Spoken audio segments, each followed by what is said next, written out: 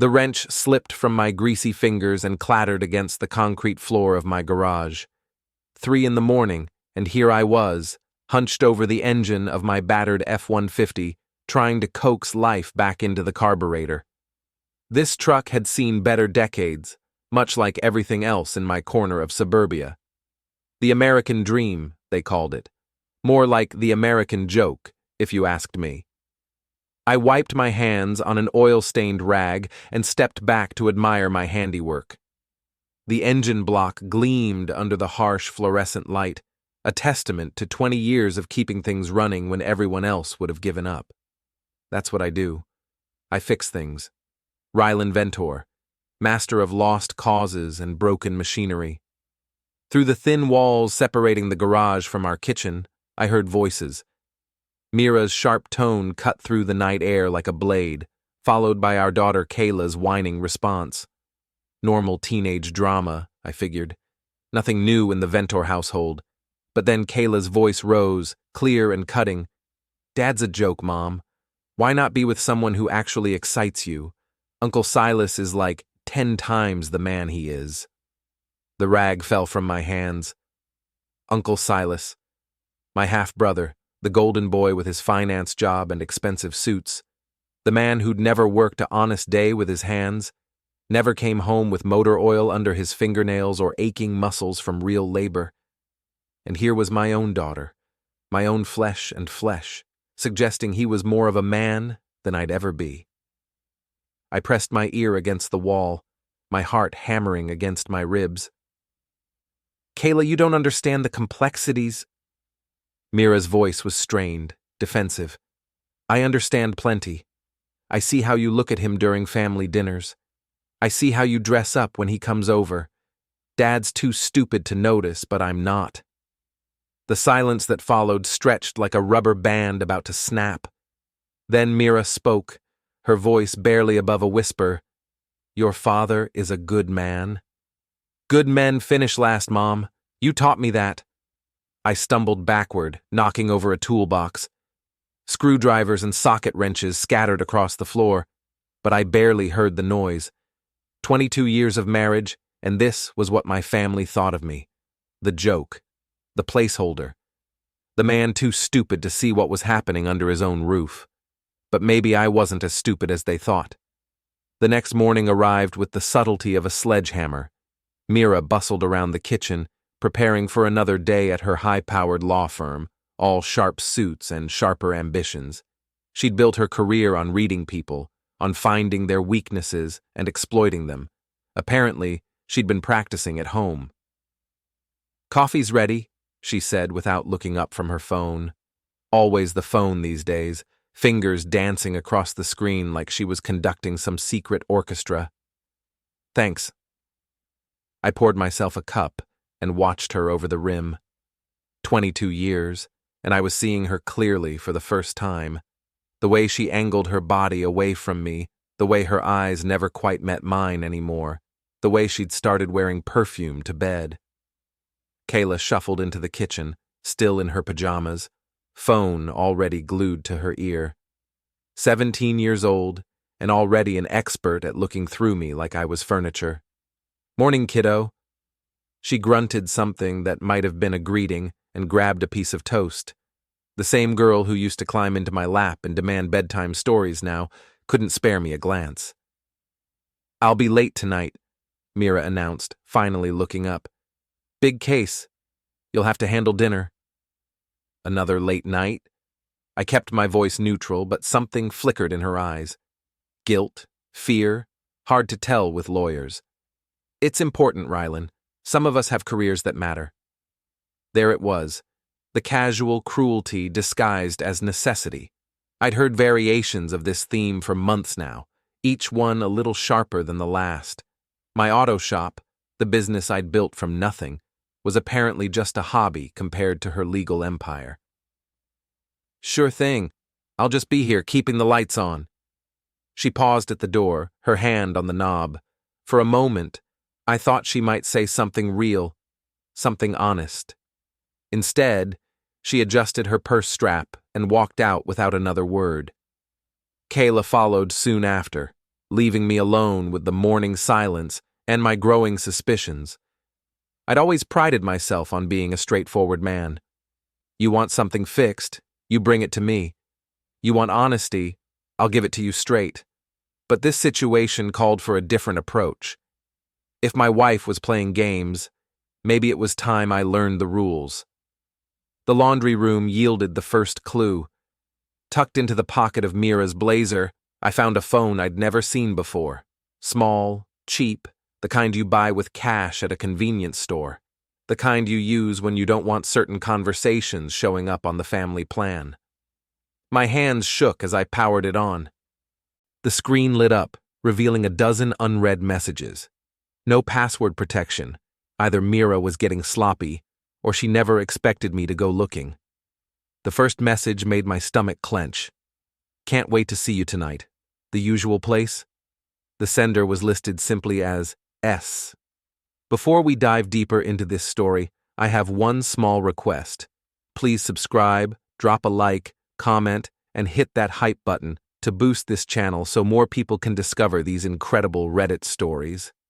I scrolled through the conversation history, each message a fresh stab. Intimate details, shared jokes, plans for secret meetings, and worse, much worse, were the messages mocking me.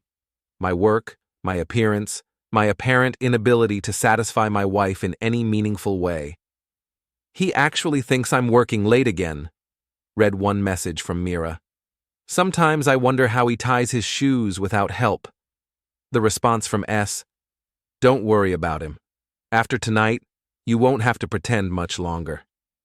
I sat on the laundry room floor, surrounded by dirty clothes and the wreckage of my marriage, and felt something cold and hard settle in my chest. Not anger, not yet. Something more calculating, more dangerous. They thought I was stupid. They thought I was blind. Maybe it was time to show them exactly how wrong they were. The phone buzzed in my hand. Another message from S. Hotel receipt attached, room 237, like always. Can't wait to show you what I picked up in the city. I opened the attachment and stared at the proof of my wife's betrayal. The Riverside Inn, a sleazy motel on the edge of town where truckers and cheating spouses went to conduct business they couldn't do at home. The bill was charged to a credit card I didn't recognize, but the name on it was familiar enough. Silas Oren, my half-brother, my wife. My daughter's suggestions suddenly made perfect, horrible sense. I memorized the phone number and put the device back where I found it. Then I walked to my workshop and began planning. They wanted to play games? Fine. But they were about to learn that I'd been underestimated for the last time. The Riverside Inn squatted beside Highway 9 like a guilty secret, its neon sign flickering against the gray afternoon sky. I parked my truck across the street and settled in to wait. The camera on my phone was ready, along with a few other surprises I'd prepared.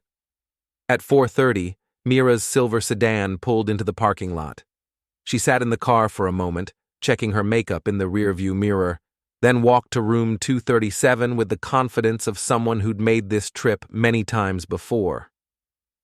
20 minutes later, Silas arrived in his ridiculous red sports car, the kind of vehicle that screamed midlife crisis to anyone with eyes. He practically swaggered to the door, carrying a bottle of wine and wearing the same smug grin he'd worn since childhood. I took pictures of everything: the cars, the room number, the time stamp. Evidence for later, when the time came to present my case. But pictures weren't enough. They'd hurt me, humiliated me, made me into a joke. It was time to return the favor. I waited until they were settled inside, then crossed the street with my toolkit. Silas's car was unlocked, typical arrogance from a man who thought the world revolved around him. I popped the hood and got to work. Nothing permanent, nothing dangerous. Just a few adjustments that would leave him stranded and embarrassed. A disconnected battery cable here, a loosened belt there. The kind of problems that would take a tow truck and a hefty repair bill to solve. As I worked, I composed a note on motel stationery. Family is thicker than thieves. Some lessons are learned the hard way. A concerned relative. I tucked the note under his windshield wiper and returned to my truck to watch the show. An hour later, they emerged from the room, Mira looking flushed and disheveled, Silas wearing that same insufferable grin. They kissed goodbye, a long, passionate embrace that made my jaw clench, then walked to their respective cars. Silas's engine turned over once, twice, then nothing. I watched him pop the hood, stare at the engine in confusion, then pull out his phone to call for help. The note fluttered in the evening breeze, and when he finally noticed it, his face went pale. Mira had already driven away, leaving him stranded with his broken car and his guilty conscience. I started my truck and headed home, feeling something like satisfaction for the first time in months. My phone buzzed as I pulled into my driveway. A text from Mira. "We need to talk. Now." I stared at the message for a long moment, then typed back, "At the gym. Home later." Let her wait. Let her wonder. The game was just beginning, and I was finally ready to play. The boxing gym smelled like sweat, leather, and broken dreams. It was my sanctuary, the one place where problems could be solved with direct action and honest effort. Sam Parker, the owner, looked up from wrapping his hands as I walked in. "You look like hell, Rylan." "Feel worse." I grabbed a pair of gloves from the rack and approached the heavy bag. "Mind if I work out some frustration?" "That's what it's here for." I spent the next hour pounding leather, each punch carrying the weight of my anger and betrayal. With every impact, I saw Silas's smug face, Mira's lies, Kayla's casual cruelty. By the time I finished, my knuckles were raw and my shirt was soaked with perspiration. "Feel better?" Sam asked, offering me a towel. "Getting there."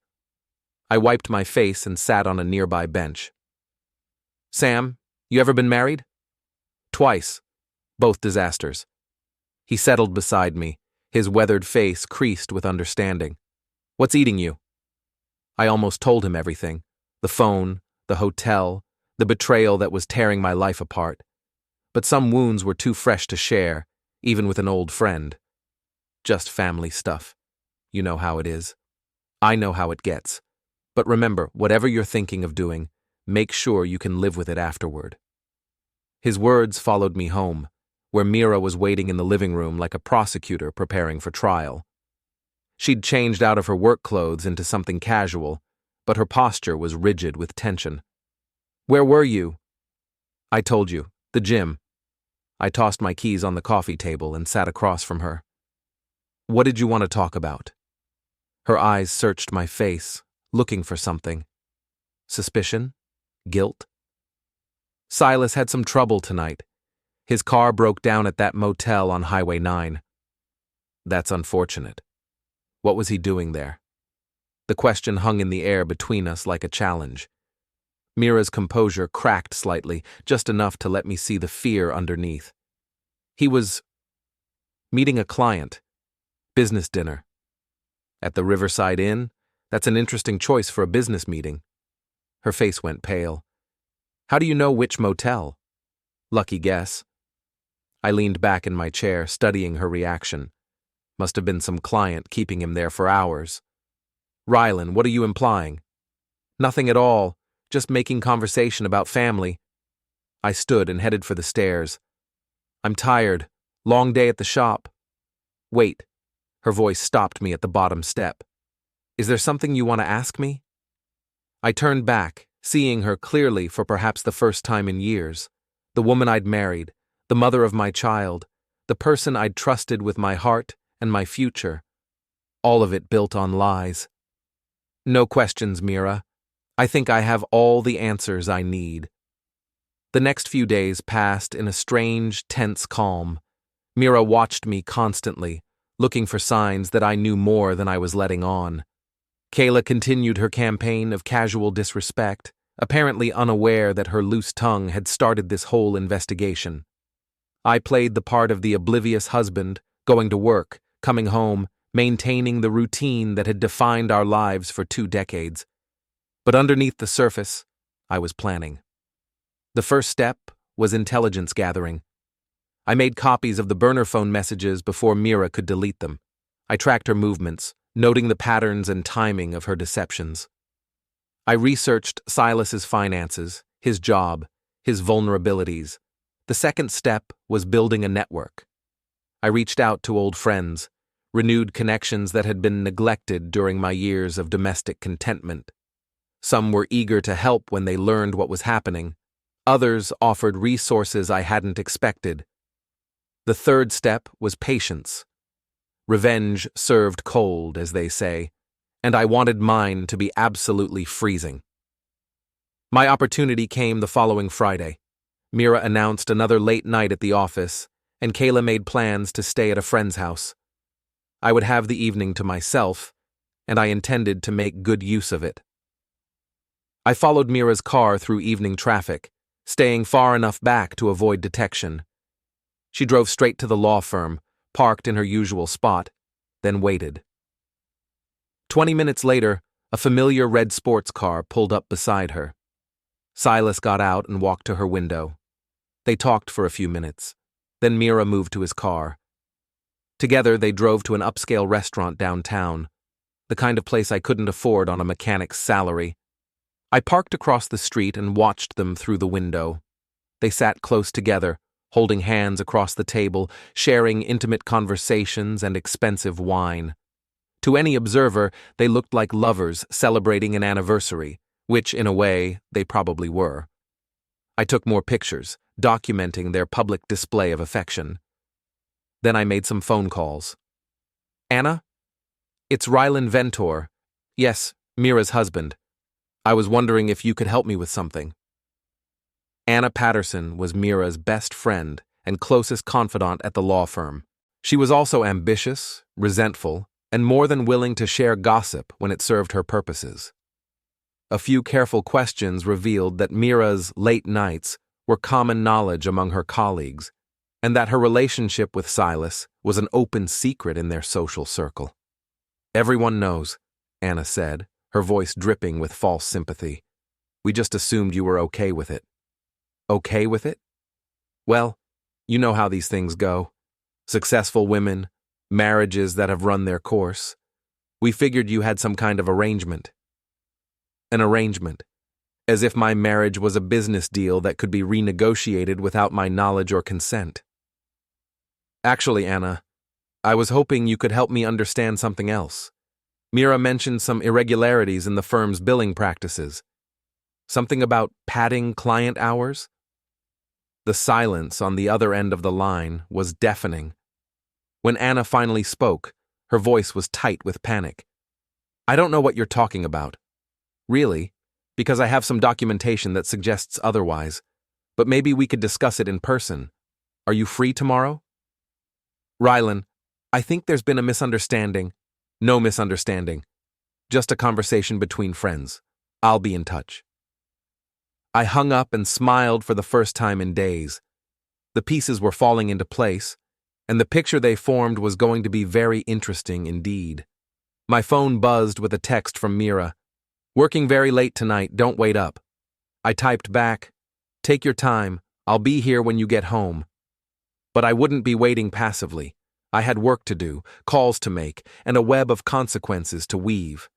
They thought I was the fool in this story, the cuckolded husband too stupid to see what was happening around him. They were about to learn how wrong they were.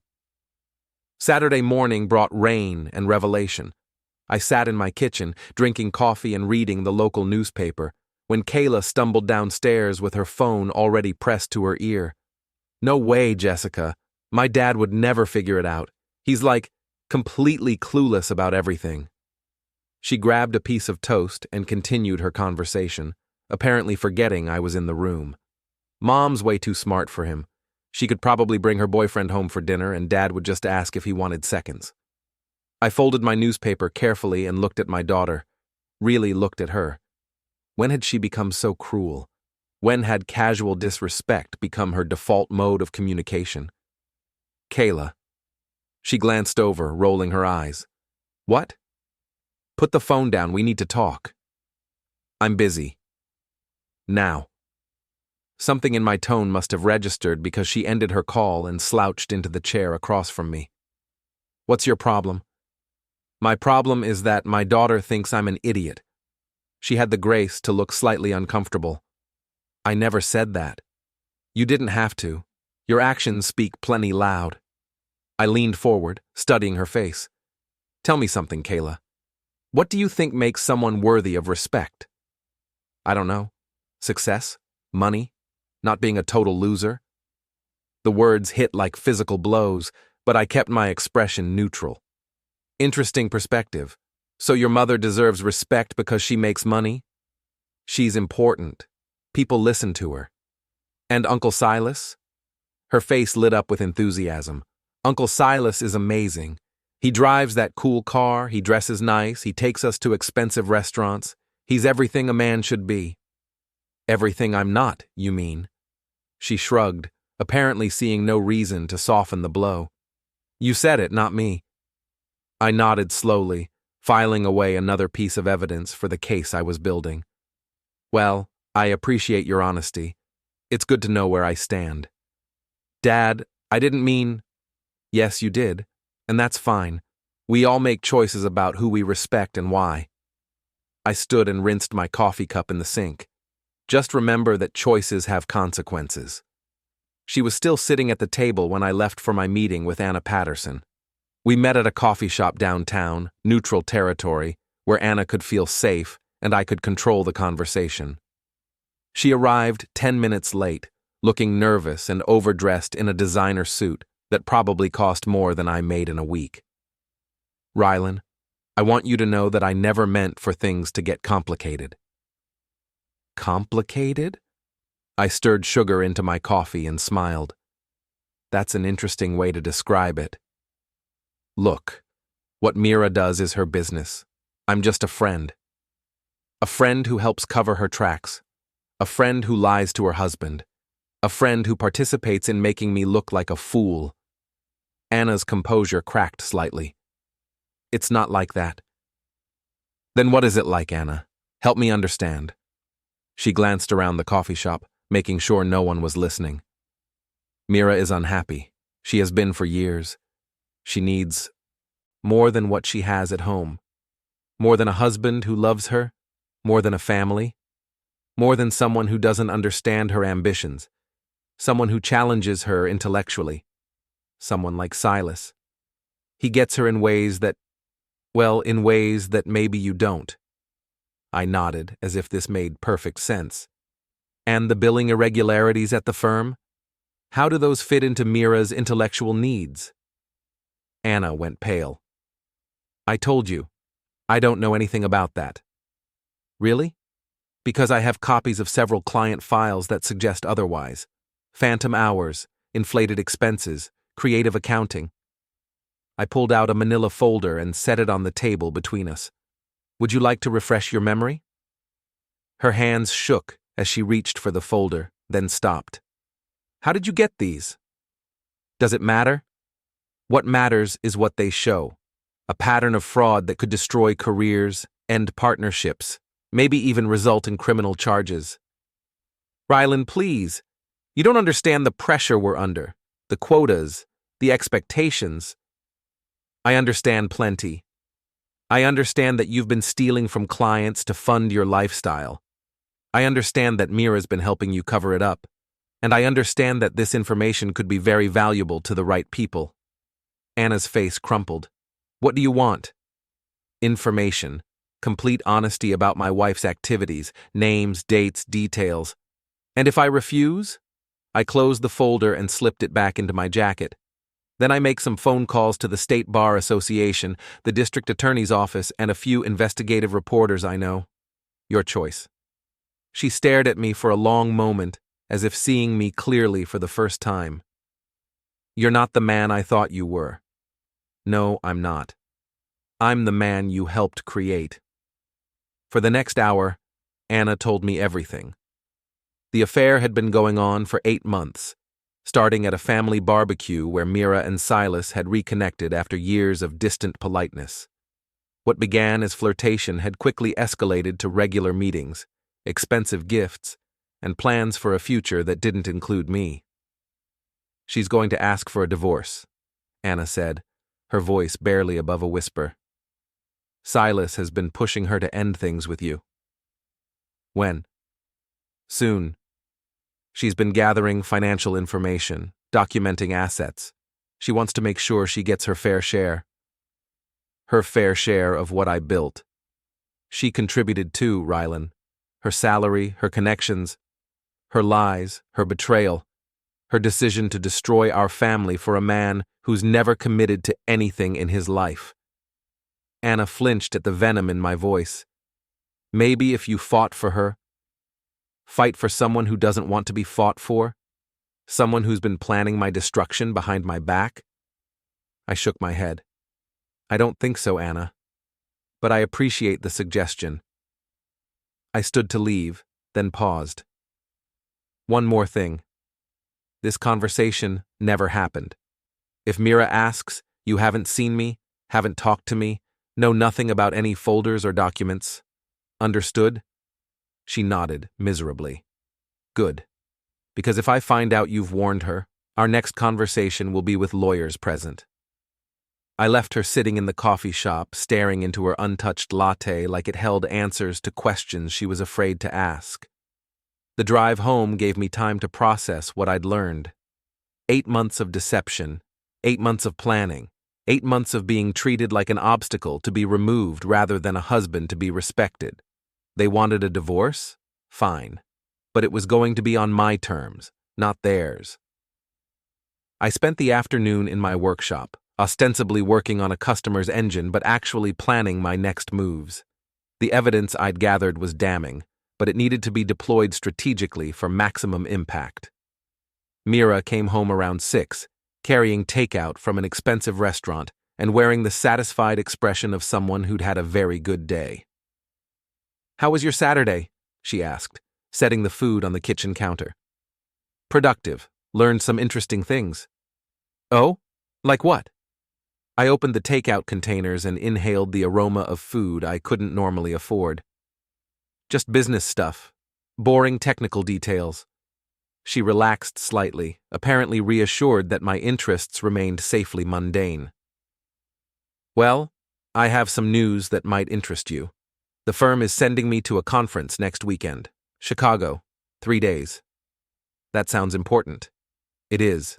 Career advancement, networking opportunities, the kind of thing that could really benefit our family. Our family. The irony was almost amusing. "Will you be going alone?" "Mostly. A few colleagues will be there, but we'll all be busy with different sessions."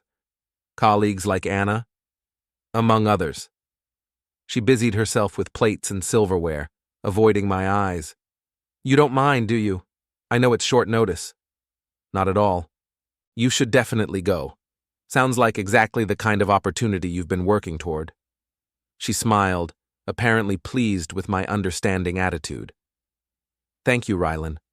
I know I've been distracted lately, but this could really change things for us." "I'm sure it will." We ate dinner in relative peace, making small talk about work and weather and all the safe topics that had replaced real conversation in our marriage. Kayla joined us eventually, still sullen but slightly less hostile than she'd been that morning. After dinner, I retreated to my workshop, while Mira disappeared into her home office to prepare for the conference. Through the thin walls, I could hear her voice, low and intimate, having conversations that weren't about legal briefs or networking events. I pulled out my phone and made a call of my own. "Sam, it's Rylan. I need a favor." By the time I went to bed, the pieces were in motion. Mira's conference was going to be more educational than she expected, and the lessons she learned would last a lifetime. I lay in the dark, listening to her breathing beside me, and felt something cold and final settle in my chest. Tomorrow would begin the final phase of my education in betrayal and revenge. They'd taught me well. Now it was time for the final exam. Sunday morning brought unexpected visitors.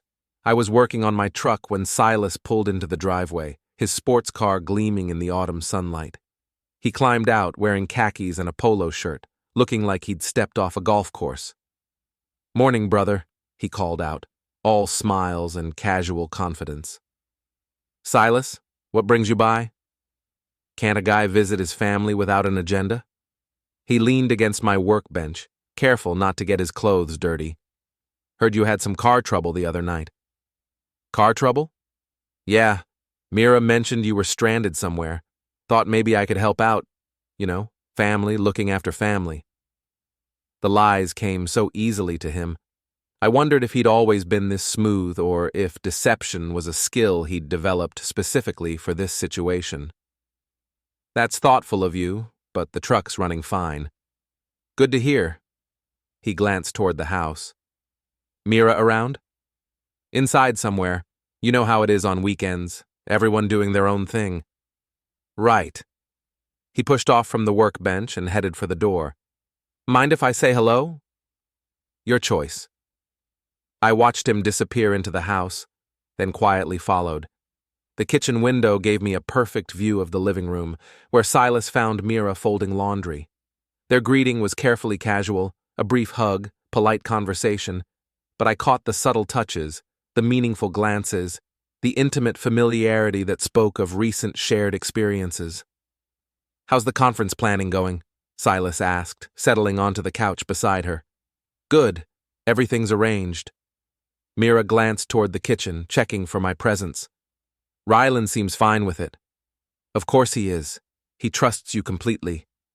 They shared a look that made my jaw clench. The casual cruelty of it, the assumption that I was too stupid or too weak to pose any threat to their plans. "Sometimes I feel bad about—" Mira began. "Don't." Silas took her hand. "You deserve to be happy. You deserve someone who appreciates what you've accomplished." "I know.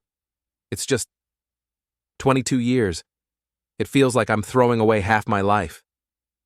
"You're not throwing anything away. You're finally claiming what you should have had all along." I'd heard enough. I walked back to the garage and resumed work on my truck, letting them have their moment of stolen intimacy. Let them think they were safe, that their secret was secure. The revelation would be that much more devastating when it came. Silas left after an hour, but not before making plans with Mira for lunch tomorrow to discuss family business. I waved goodbye from the driveway, playing the role of the oblivious husband one more time. "Nice visit?" I asked Mira when she joined me outside. "He was just checking in. You know how Silas is, always looking out for everyone." "That's our Silas. Heart of gold." She studied my face, looking for sarcasm, but I kept my expression neutral. After a moment, she relaxed and went back inside to continue her preparations for the conference that would never happen. Monday morning, I made my own preparations. I called in sick to the shop, the first time in 5 years I'd missed work for anything other than a genuine emergency. Then I drove to the city, where I had appointments with several very important people. The first stop was a private investigator recommended by Sam Parker. Janet Morrison was a former police detective who specialized in domestic cases, and she had the kind of reputation that made lawyers nervous. "I need documentation," I told her, spreading my evidence across her desk. "Professional quality, admissible in court." She examined the photos, the phone records, the financial documents I'd gathered. "This is good work for an amateur. How long have you suspected?" "Confirmed? About a week. Suspected? Longer than I want to admit." "And what's your goal here? Custody? Financial advantage in the divorce?" "Justice." She looked up from the papers, studying my face. "That's a dangerous word, Mr. Ventor. Justice means different things to different people. It means consequences. It means people being held accountable for their choices." "Fair enough. I can work with that." She quoted me a price that made me wince, then added, "But given what you've already collected, this should be straightforward. Give me 3 days." The second stop was a lawyer's office, not Mira's firm, but their biggest competitor across town. David Chen had built his practice on high-profile divorce cases, and his reputation for aggressive tactics was legendary. Interesting situation, he said, after reviewing my documentation. Your wife has certainly been thorough in her preparations. Can you match her thoroughness? Mr. Ventor, I've been doing this for 20 years. Trust me when I say that preparation is only half the battle. The other half is timing, and it sounds like you have that advantage. What do you recommend? Let her make the first move. Let her file for divorce, present her case, make her demands. Then we respond with everything you've gathered, plus whatever the investigator finds. The contrast between her version of events and the documented reality will be educational. How educational? He smiled, and I understood why other lawyers feared him. Educational enough to ensure that her career, her reputation, and her financial future all suffer appropriate consequences. The third stop was the most important. I drove to Silas's office building, a gleaming tower of glass and steel that housed the financial firm where he worked as a senior analyst. I didn't go inside. That would come later. Instead, I sat in the parking garage and made phone calls. Securities and Exchange Commission? I'd like to report some irregularities in trading practices. Internal Revenue Service? I have information about potential tax evasion. State Attorney General's Office? I'd like to discuss some concerns about financial fraud. Each call was brief, professional, and carefully worded. I wasn't making accusations yet. I was simply raising questions, pointing investigators toward areas that might warrant closer examination. The kind of scrutiny that could turn a comfortable life into a nightmare of audits, investigations, and legal bills. By the time I drove home, the machinery of justice was in motion. Phone calls would be made, files would be opened, and very soon, Silas would discover that his charmed life had some serious vulnerabilities. I arrived home to find Mira packing for her conference. She'd laid out her best clothes, her most expensive jewelry, the kind of wardrobe designed to impress someone special. Need any help? I think I have everything. She held up 2 dresses, comparing them. Which one do you think looks more professional? Both were beautiful, elegant, and completely inappropriate for any conference I'd ever heard of. The blue one. It brings out your eyes. She smiled, the first genuine smile she'd given me in months. Thank you. I want to make a good impression. I'm sure you will. She finished packing while I watched from the doorway, memorizing this moment. The last time she would pack for a trip based on lies. The last time she would assume I was too stupid to see through her deceptions. I'll miss you, she said, zipping up her suitcase. Will you? Of course. 3 days is a long time. Yes, it is. A lot can happen in 3 days. Something flickered in her eyes. Uncertainty, maybe even fear. But then she shook her head and returned to her preparations. I should get some sleep. Early flight tomorrow. Sweet dreams. I waited until she was asleep, then went to my workshop and made one final call. Janet? It's Rylan Ventor. I need you to accelerate the timeline. Can you have everything ready by Wednesday? Wednesday? That's pushing it. Whatever it costs, this needs to happen before she gets back. All right, but you better be sure about this, Mr. Ventor. Once we pull this trigger, there's no going back. I've never been more sure of anything in my life. I hung up and sat in the darkness of my workshop, surrounded by tools and machinery and the honest smell of motor oil. Tomorrow, Mira would leave for her conference. Tomorrow, the final phase would begin. They'd spent months planning my humiliation. Now, it was time to see how they handled their own. Tuesday morning arrived with the finality of a closing door. Mira left for the airport at 6, kissing my cheek with lips that had whispered lies for months. I waved goodbye from the front porch, playing the devoted husband role one last time. Have a safe trip, I called out as her car disappeared around the corner. She would. But safe was about the only thing her trip was going to be. An hour later, I was sitting in Janet Morrison's office, reviewing the final documentation. The photographs were crystal clear. Mira and Silas entering hotel rooms, sharing intimate dinners, embracing in parking lots. The financial records showed a pattern of deception that went back months.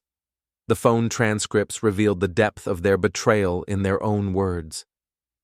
"This is comprehensive," Janet said, organizing the materials into neat folders. "But are you prepared for what comes next? This kind of exposure doesn't just hurt the guilty parties. It affects everyone around them. Everyone's already been affected. The difference is, now the truth comes out."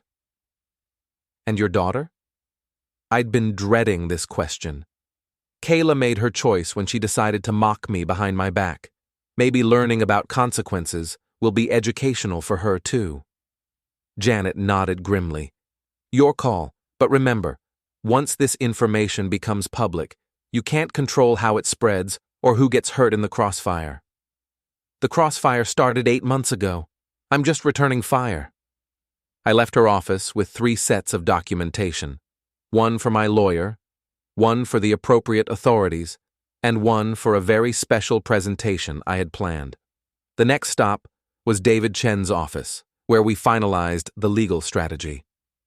The divorce papers were prepared, along with motions for emergency hearings and temporary restraining orders. Everything was ready to file the moment Mira returned from her conference. "She's going to be blindsided," David warned. "People in that situation sometimes make desperate choices." "Let her be desperate. Desperate people make mistakes. Just be careful, Rylan. Revenge is satisfying, but it's also dangerous." I spent the rest of Tuesday making final preparations. I called in favors, arranged meetings, and set up the dominoes that would topple Mira and Silas's carefully constructed deceptions. Wednesday morning brought the first results. Silas called me at 7, his voice tight with panic. "Rylan, I need to ask you something, and I need you to be straight with me." "Sure, brother. What's on your mind? Have you been talking to anyone about my business? Anyone from government agencies?" I let the silence stretch just long enough to make him squirm. "Government agencies? That sounds serious. The SEC showed up at my office yesterday. They're asking questions about some of my trades, wanting to see documentation going back 2 years. That's unfortunate. I'm sure it's just routine." "Routine? Rylan, they're talking about pattern analysis, insider trading, possible criminal charges. This could destroy my career." "I'm sorry to hear that, Silas. Is there anything I can do to help?" Another pause, longer this time. "You really don't know anything about this?" "What would I know about high finance? I'm just a mechanic, remember?" "Right, of course. I just thought, never mind. I'm probably being paranoid." "Probably. But hey, I'm sure everything will work out. You've always been lucky that way." He hung up without saying goodbye. I smiled and went back to my coffee. The second call came an hour later. Anna Patterson, her voice shaking with fear. "Rylan, we need to talk, right now." "Good morning to you too, Anna. What's the emergency?" The State Bar Association contacted the firm. They're launching an investigation into billing practices. They want to review client files, expense reports, everything going back 3 years. That sounds thorough. This is your doing, isn't it? You're trying to destroy us. Anna, I'm hurt. Why would you think I had anything to do with professional regulatory agencies doing their jobs? Because you threatened me.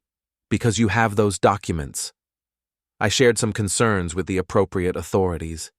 Isn't that what good citizens are supposed to do?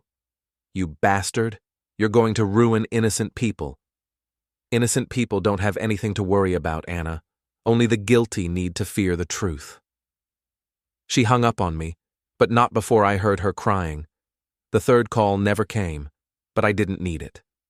By Wednesday afternoon, the local newspaper's website had picked up the story, "Local Financial Firm Under Federal Investigation." The article was brief, professional, and devastating. Silas's name wasn't mentioned, but anyone who knew him would recognize the company and draw their own conclusions. Thursday morning, Mira returned from her conference. I was waiting in the kitchen when she walked through the door, looking radiant and refreshed from her 3 days with Silas. How was Chicago? I asked, not looking up from my newspaper. Wonderful. Very productive. She set down her suitcase and moved toward the coffee maker. The networking opportunities were incredible. I'm sure they were. Learn anything interesting? Lots of new strategies? Innovative approaches to client relations? She poured herself a cup and sat across from me. How were things here? Quiet, though there was some interesting news while you were gone. I folded the newspaper and slid it across the table. She glanced at the headline, and I watched the color drain from her face. Silas's company? Apparently so. Federal investigation, possible criminal charges. Must be very stressful for him. Her hands shook as she lifted the coffee cup to her lips. Have you talked to him? Briefly. He seemed pretty worried. Can't blame him, really. This kind of scrutiny could ruin a person's career, their reputation, their whole life. I should call him, as family, I mean, offer support. That's thoughtful of you, though you might want to be careful about associating too closely with someone under federal investigation. Could reflect poorly on your own professional standing. She stared at me across the table, and I saw the exact moment when suspicion became certainty. Rylan, what do you know about this? Nothing more than what's in the newspaper. That's not what I mean, and you know it. I stood and rinsed my coffee cup in the sink, taking my time with the simple task. When I turned back to face her, I let her see the truth in my eyes. I know a lot of things, Mira. I know about the Riverside Inn. I know about the burner phone. I know about your plans to divorce me and take half of everything I've built. Her face went white. How long have you known? Long enough to make some plans of my own. What kind of plans? I walked to my briefcase and pulled out the manila folder Janet Morrison had prepared. I set it on the table between us and opened it to reveal the photographs, the phone records, the documented evidence of 8 months of betrayal. The kind that ensure everyone knows the truth about who you really are. She stared at the evidence, her hands trembling. You can't use this. It would destroy me. Yes, it would. My career, my reputation. Should have thought of that before you decided to destroy our marriage. She looked up at me with tears in her eyes, but I felt nothing. No sympathy, no regret, no lingering affection for the woman who had shared my life and my bed while planning my destruction. Rylan, please, we can work this out. We can go to counseling, start over. Start over? With someone who's been lying to me for 8 months? Someone who's been planning to take half of everything I own while mocking me behind my back? I shook my head. I don't think so. What do you want? Justice. I reached into the briefcase again and pulled out the divorce papers David Chen had prepared. I set them on the table next to the photographs. Sign these. She read through the documents, her face growing paler with each page. This gives you everything. The house, the business, custody of Kayla. It gives me what I earned through 22 years of honest work and faithful marriage. You get what you contributed. Lies, betrayal, and the consequences of your choices. I'll fight this. I'll hire lawyers, contest everything. With what money? Your law firm is under investigation for billing fraud. Your boyfriend is facing federal charges. Your reputation is about to become very public knowledge. I sat back down across from her. But please, fight it. I'd love to see this evidence presented in open court. She stared at the papers for a long time, tears streaming down her face. Finally, she picked up a pen. I hate you. I know. But you hated me before, when you thought I was too stupid to fight back. At least now your hatred is honest. She signed the papers with shaking hands, each signature another nail in the coffin of our marriage. When she finished, I gathered everything up and put it back in the briefcase. You have 24 hours to pack your things and leave. After that, you'll be trespassing. Where am I supposed to go? That's not my problem anymore. Maybe Silas can help you out, assuming he's not in federal prison. She stood on unsteady legs and walked toward the stairs. At the bottom step, she turned back. "You've become a monster." "No, Mira. I've just stopped being a victim." She went upstairs to pack, and I went to my workshop to call David Chen. The papers would be filed within the hour, making our divorce a matter of public record. By evening, everyone in town would know the truth about Rylan Ventor and her affair with her brother-in-law. As I hung up the phone, I heard a car door slam in the driveway. Through the window, I saw Kayla getting out of a friend's car, home from school, and completely unaware that her world was about to change.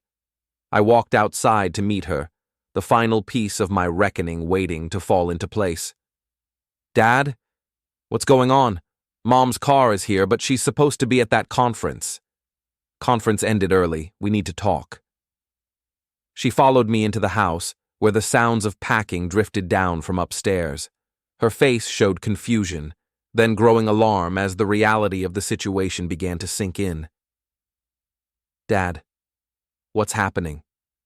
I handed her a simplified version of the evidence, no explicit photographs, but enough documentation to make the truth clear. She read through it slowly, her expression changing from confusion to shock to something that might have been shame. "Mom was cheating? With Uncle Silas? For 8 months? And you knew?" "I found out recently." She set the papers down and looked at me with new eyes. "What happens now?" "Now your mother leaves and we figure out how to move forward." "What about me? Where do I go?" It was the first time in months she'd asked me a question that wasn't dripping with contempt. The first time she'd looked at me like I might actually have answers worth hearing. "That's up to you, kiddo. You can stay here with me, or you can go with your mother. But either way, things are going to be different." She was quiet for a long time, processing the wreckage of everything she'd thought she knew about our family. "I'm sorry," she said finally. "For what?" "For the things I said. For thinking you were... for not seeing. You saw what they wanted you to see. That's not your fault. But I should have known you better. I should have trusted you." I reached over and squeezed her shoulder. "Trust has to be earned, Kayla. I haven't been the father you needed, and that's on me. But maybe we can do better going forward." She nodded, wiping tears from her eyes. "I want to stay here. With you." "Are you sure? It's going to be complicated for a while." "I'm sure." Upstairs, the packing sounds stopped. A few minutes later, Mira came downstairs with 2 suitcases and a look of defeat that would have broken my heart a week ago. "I'm going to stay with Anna for a few days, until I can find something more permanent." "Anna's going to have her own problems soon," I said. "The billing investigation is just getting started." She flinched but didn't respond. Instead, she turned to Kayla. "I want you to come with me. I'm staying with Dad. Kayla, you don't understand the situation. I understand that you lied to all of us. I understand that you were planning to leave anyway." Kayla's voice was steady, but I could see the hurt underneath. "I understand that Dad's the only one who's been honest." Mira looked between us, seeing the alliance that had formed in the ruins of her deception. "This isn't over." "Yes, it is," I said. "It's been over for 8 months. You just didn't bother to tell me." She walked to the door, then paused. "You'll regret this, Rylan. When the anger fades, you'll realize what you've thrown away." "The only thing I'm throwing away is 22 years of being taken for granted. And I don't regret it at all." She left without another word, her car disappearing down the street toward an uncertain future. I stood in the doorway with Kayla beside me, watching the end of one chapter and the beginning of another. "What now?" Kayla asked. "Now we clean up the mess and start over." "Are you going to be okay?" I looked at my daughter, really looked at her, and saw someone I could respect, someone worth fighting for, someone who might actually become the person I'd always hoped she could be. "Yeah, kiddo, I think we're going to be just fine." The phone rang inside the house. Probably David Chen with updates, or Janet Morrison with more evidence, or any of a dozen people who would want to discuss the spectacular implosion of the Ventor family. But for now, I ignored it. There would be time for consequences and complications later. Right now, I wanted to stand in my doorway with my daughter and watch the sun set on the worst chapter of my life. Tomorrow would bring new challenges, new opportunities, and new ways to build something honest from the wreckage of betrayal. But today, for the first time in 8 months, I felt like I could breathe again. The game was over, and for once in my life, I'd won.